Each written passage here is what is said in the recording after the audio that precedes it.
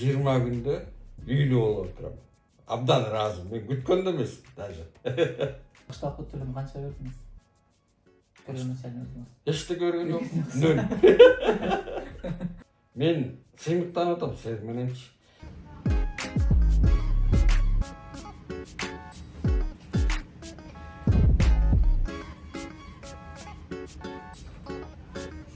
Ассаламу алейкум, урматтуу мекендештер.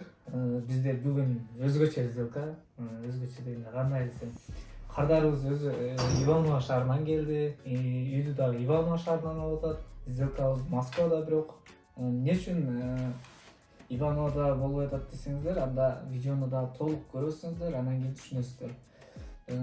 Талай байке, куш келипсиз. Рахмат. Москвага. Кандайсыз анан кийин? Жакшы, баары жакшы. Кандай мындай чувстволор? Толкунданат, кубанычтан, баласы.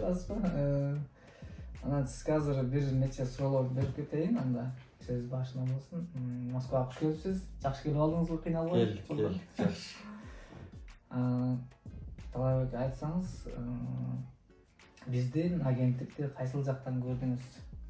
Мен бул агенттикти былтыр элден угуп, YouTube'дан көп карап көргөн, полный.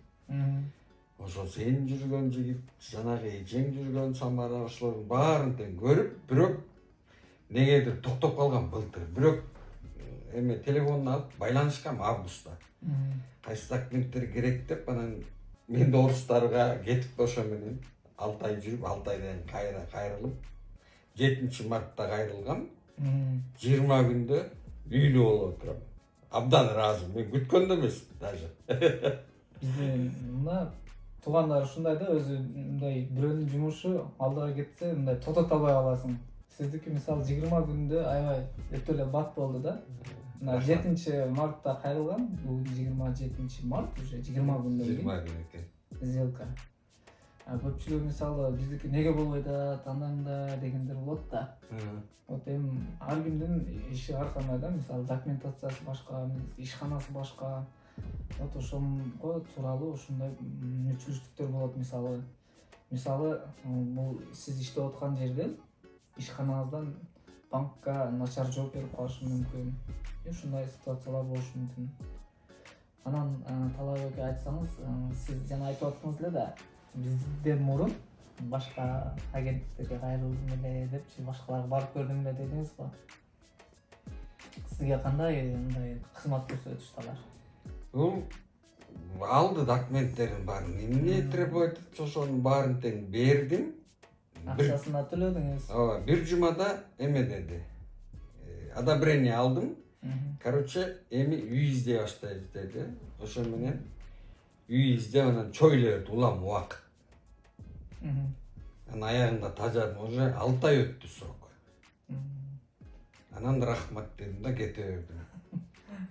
Алар айтты, биз кылып бермекпиз деди. Анан кыла албай койдуңар, кечирип койгула, мен башкага кайрылам дедим. Хорошо деди. Ошо менен бул жака келип калдым. Ошондо как раз 7 март болчу. Муну жана силерде Руслан деген бала алып, ошонун иниси бизге жумушка келип сөз болуп, анан ошондон кетти да. Самара алып берди дегенден анан сразу чалдым. Шигиринен. Не деди чалганыңызда? Чалганда байке, могу документтерди мен азыр жөнөтөм, даярдаңыз деди. Мен даяр дедим. Анда могу суммаларды которойюңуз, иштешебиз десеңиз, да деп жазып коюңуз деди. Да деп жазып койдум, все, анан дальше кетти уже. Күндө чалып сүйлөшүп аттык. Анан айтсаңыз, биздин кызмат акы канча төлөдүңүз биздин агенттикке? Иваново шаарында канча экен биздин кызмат акыбыз? Канча миң бердиңиз биздин өзүбүздүн кызмат акыбыз эле? Биринчи канча миң берип? Биринчи 100 миң бердим. Анан 38 миң бердим. Анан 30 миң бердим. Анан все, бүгүнкү могу банктын. Банкта мисалы расходторуңуз канча болду? 77 миң сом төлөдүм.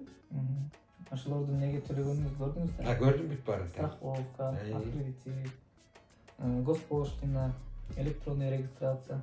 Азыр сизде мисалы Ивановодо өзү кызмат акыбыз 100 миң да. Биз азыр Кыргызстан жарандарында өзү платный одобрение алабыз. Одобрение алып берген үчүн дагы 38 миң өзүнчө отдельно төлөнөт. Өзү негизи биздин кызмат акыбыз 100 миң. Мурун өзү биринчи 70 миң болчу, 70 миңден да жыл сайын. Жыл сайын кымбаттап келди. Аны Андан уктум кийин мен. 90 болду. Бар экен 90 эскилер. анан быйыл 10 миңден разница болуп ал жака, себеби бир сотрудник барып келчең деле жол киресиң деле кыйла кетет. Мага айтты 90 миң эле 100 болуп кеттирби деди. Билбейм, мен 100 сурам, 100 бердим деди. Анан сиз 100 миңди сразу эле которо бердиңизби? Сразу эле отуруп эле эмеден эле отурдум. Сбербанктан Кейджи Недвиж деген эмеге пиар-код менен эле айдап идим. Жанымда отурган бала айтты, "Байке 100 сом которосуз, акчаны көрбөй этпейди." Көрбөдүм, ишенем, муну YouTube'дан көргөм дедим. Болду. Абдан жакшы. Эми буюрса, ключ алганда өзүңүз барып аласыз, ошондо дагы үйдө кичине обзор кылып тартып, Обязательно. сүйлөп, четко кылып жөнөтүп коесуз. Обязательно жигиттер. Анан, Рахмат. Сиз одобрение алдыңыз, одобрение алгандан кийин сиз менен кайсы менеджер иштешти? Мени менен Самара айтты, "Аз Жаркынай деген нечеге берем сизди, ошол кыз чыгат" деди. Ошол кыз чыкты. Ошол күнү кечинде эле чыкты. Молодец кыз экен негизичи. Байке эме местоположениеңизди жөнөтүңүз. Все, болду, калган мен эме кылам деди. Бир калп айтпайм 5-6 үйдү жөнөттү. Так эле ошо менин тегеремим ондай эле айланып эч жака кеткен жок кыз. Анан Дунаева деген көчө менин жакын. Ошол үйдү көрүңүзчү Байке деди. Эме менен сүйлөштүм. Риэлтор менен деди. Бардык, барсак ошо орус кыз Света эле эме кылып койду. Ал түшүргөн ордуна кайра көтөрүп салды да баанычы. Эме завышенный экен мындай. Сиздин татамышты баштапкы төлөмүңүз жок болгон үчүн ошондой көтөрүлдү да. Анан экинчи үйдү могу громовой 60-ты айттым, хорошо. Байке, мен тиги Анастасия деген кыз менен сүйлөшүп койдум, эртең 7-де барыңыз деди. Барып эле көрдүм. Жакты, анан эме менен WhatsApp менен жөнөттүм. Ушул үй жакты дедиңиз. Ушул үй жакты, эми алып бериңиз деп эле жаздым тиги Жаркынайга. Анан ошол менен ал кагаздарын даярдады, бир моуларды жаса, буларды кыл деп жөнөтүп аттым. Ортодо Самарада чалып кагаздарды эме кылып атты, менден алып атты да, могу печать, копиялар иши. Эмне керек болсо. Анан 2-3 күндөн кийин жанагы кызга дем калп айтпасам. Дагы бир кыз чалды да, Байке, могу жөнөткөн документтерди вообще унутпаңыз деди. Мен башка кыз менен иштеп аттым десем, күлдү, бизде көп балдар деди. Анан айткан күнү келдим, Кудайга шүгүр жолушу бир болуп. Анан сага жолугуп калдым. Анан күлдүм, ой, булар бири эле өткөн иштей беришет го деп. Сен келип бул жигитке, булдар шулдан Бизде командада иште, биз ошон үчүн бири болсо бири ишти сразу алып кете берет. Жакшы экен, ийгилик кылайын, молодец жигиттер, эме кыргыздардын батасын алып жүрө бергиле. Бул абдан жакшы. Мен сыймыктанып атам сиз мененчи. Мен деген эскирек кишимин да Союздун чет жеберин көрүп калганчы. Жап-жаш балдар экенсиңер, ийгилик, молодец. О тартыш деле могу жумуш, оор жумуш. Түшүнгөн кишиге. Деле бар банкка кирип эле мен үй алам дегенче барар деп коет да. Ушунун баарын тартып иштеп аткан. Мен сүйүнүп атам да, биздин жаш балдар ушундай ийгиликке жетип атканыначы. Мен күткөн эмес, мен жана улууларды күткөн. Менден улуу бир 55-60ка чукулдап калган кишилер отурат го айылда. Ошондой кишилер иштейт, ошолор келет десем жок. Жап-жаш балдар экен. Молодцы. Кубанып атам мен. Биздин агенттикке мындай сизге мындай канааттандырарлык иш кылдыкпы? Абдан жакшы. Мен сыймыктанам, мен бүт барыңар кичпей эле сүйлөгөнүңөр. Бизге ыраазысызбы? Ыраазым, молодцы. Ошо куттуктайбыз, анда Кудай буйрса да ошо ключун алганда бизге ошо кыскача видео тартып жөнөтөбүз. Обязательно жөнөтөм. Дагы өзүңүздү. Мен өзүмө сүйлөп тартып эткен жакшы көрөм. Кудай буйрса ооздоп тартпасам үйдүн ичинде. Видео обзор кылып кооздоп, анан өзүңүз бир жерге туруп, мына ключту алдым деп туруп тартып жөнөтүп койсоңуз, Кудай буйрса. Кудай кааласа. Ошо мекендештер, Иваново шаарындагы мекендештер өзү акыркы күндөр бизде көп мындай азайып кетти эле. Бул Байкени көрүп эми мындай күч алат деп ойлойм. Кудай буйрса келет менин артымда. Мен аңдып тургандар бар. Ушул каяка чейин барар экен депчи. Мен эртең уже айтып болот. Уже айтталар мага же булгат деген эмне болду документ? Анан мына десең эле анан кимби тур деген сөз болот да. Анан мынакей алдым Кудайга шүгүрден уже менин артыман силерге кайрылчу адамдар бар, Кудай буйрса алар. Кыргызды билесиң да, баарын тиги аңдып карап турат дейт. Эмне кылат? Бул алсанан ким көрөлчү, биринчи сен көрчү дейт да. Ооба, биринчи сен көрчү дегендер да. Ошондой. Ошо мекендештер, Иваново шаарындагы мекендештер, айрыкча силерге кайрылуу деп коеюн. Бизге кайрылыңыздар, үйлүү болуңуздар. Ивановодо ушундай Москвада болот сделка. Ошол жөнүндө да айтсаңыз, анан кийин Москвада сделка болот экен дегенде мындай чочулап кетпедиңизби? Жок, мен негедир эмем ишендим мен. Ал ар кайсы жерде Россиянын эмеси болгон үчүн сделка жүргүзө берет деп мен эме болгон жокмун да. Сомнение болгон жокмун. Кайсы жерде болсо да тигилер чакырып келип ошол адамдар менен жолтуруп кол койдурса бүттү дедим да.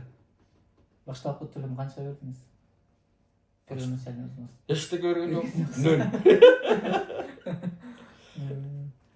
Азыр көпчүлүгү сурайт да, анан кийин айына төлөмү канча чыкты деп, ошол төлөмүн да айтып коюш, канча чыкты? Айына 3 миллион 600 миңге 22 жылга берди. Кудай буйрса 85 миң сом экен. 85 миңден төлөсө 22 жылга. Досрочный төлөп. Кудай буйрса жакшы үмүт бар. Канча жылда жаап коем деген ниетиңиз бар? 4 жылга жеткизбейли урам деген үмүтүм чоң. Жакшы ниетиңизге жеттиңиз. Мекендештер, сиздер дагы үйлүү болом десеңиздер, анда сөзсүз түрдө биздин агенттикке кайрылыңыздар. Биз сиздерге эч качан сиздерди жолго таштабайбыз, жардам көрсөтөбүз. Анан вот биздин өзү сатып аткан адамды деле бул жака Москвага келтириш кыйын да негизи. Үйүңүз сатып кел. Мен көпчүлүк айтат да, мен зачем Москвага барып сатам, бул жерде эле жүрүп сатам депчи.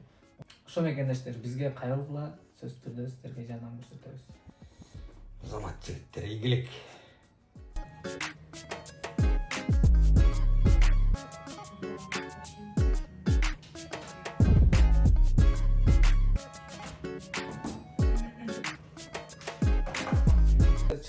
Ой, укмуштар. Бияктан болупчу.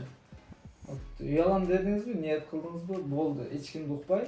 Ошо если кайсы агенттик менен байланышсаңыз, ошол менен сөзүн уксаңыз, ошондон чыкпасаңыз, ошол агенттик сөзсүз түрдө, мисалы биз айтабыз да, келгендечи консультацияга келгенде айтабыз, биз ушундай.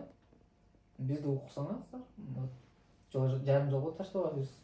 Ой, болбой калды, анан кийин мындай болуп калды деп жарым жолго таштабайбыз да, болбой берсе башка вариантын айтабыз, мындай кылыңыздар депчи. Орустарда андай эмес да.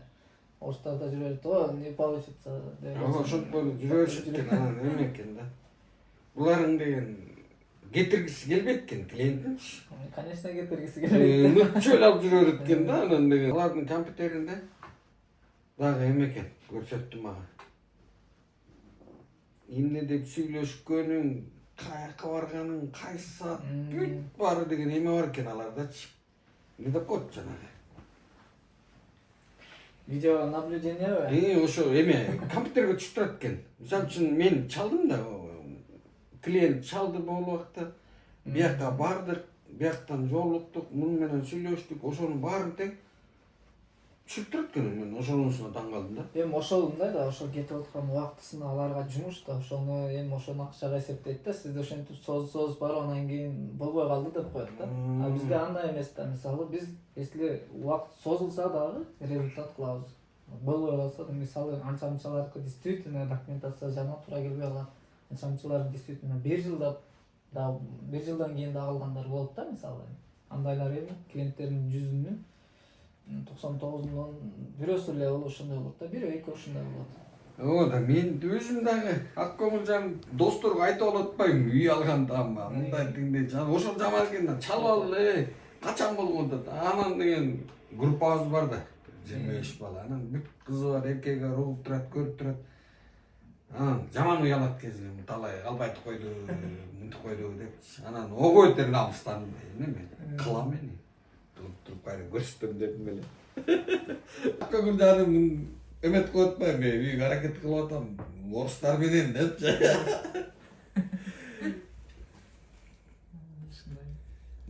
4 saat men özüm bile bir tuğanlarımda turbayım көрсөтчү. Элимде жүрдүң бияка, басып бияка кел деген турбай. Сон действительно. Мен үңүрөйүп сүйлөбөй калгам. Мен последнее время өзгөргөм. Ойлонуп калсанан кийин сүйлөйүн деп. Болуп калса сүйлөйм, мындай пландар бар, мындай төгөм деп. Жакшы эле кезиң болбой калат, анан последнее время мындай кырсылдап, мындай көп жактырбайсың. Болбой калды себеби аябай монуп барганда мен учуп күйүп баргам. Ошол жаман экен. Анан Кудай жалгап. Азыр бакылдап атканым ошондо. Кандай Самар эжекеси, жакшы эс алып атасызбы? Оюңдагыздай өтүп атабы күнүңүз? Бул видеону жиберейин, жибербейин иштеп аткан, эс алып аткан кишиге дагы эле жумуш менен башын оорутпайын деп анан кайра жиберүүнү чечтим. Чоң рахмат сизге. Көчөдөгүлөргө кол коюштук. Балдарыңар да, кыздарыңар дагы аябай адамгерчиликтүү. Эпилдеген ишине тың балдарды алыптырсың. Молодец. Чоң рахмат. Силерге ийгилик каалайм. Өзүң жана кичинекей балдар, кыздарың бар экен, ошолордун урмат сыйын көрүп төрүндө отургула. Эки дүйнөдө бактылуулук болсун. Ишиңизге ийгилик. Чоң рахмат.